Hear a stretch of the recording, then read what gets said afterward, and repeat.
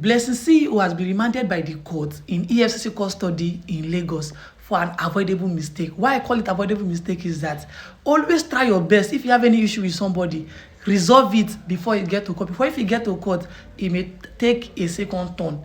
And we need to understand all this thing. Now, what happened was that she allegedly collected 36 million from somebody for rent an apartment for the person in Lekki, and maybe something happened that made it impracticable or impossible for her to deliver the apartment to the person, and maybe they have issue and the person took her to EFCC and she was charged to court. And then a lawyer told the court that, my lord, this matter, the defendant and the complainant have already started resolving the issue. In fact, Blessing CEO has already refunded 24 million to the complainant.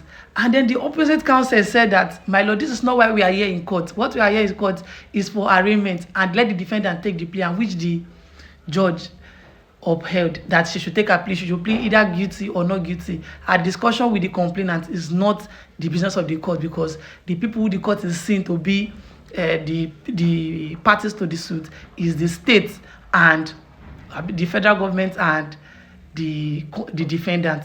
You get the point. So should you take a plea? Now, why am I making this video is that if you have an issue with somebody, you collected money from somebody and you know it, try your best to resolve it before you get to court. Because one thing you should know is that if you allegedly default somebody, refunding the money back do not relieve you of criminal liability.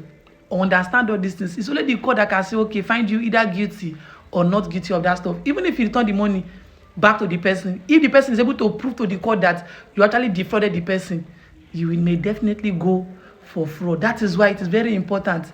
If you have any issue with somebody, please resolve it before you get to court. Because if you get to court, it may take a second turn and you may regret the consequences of your action.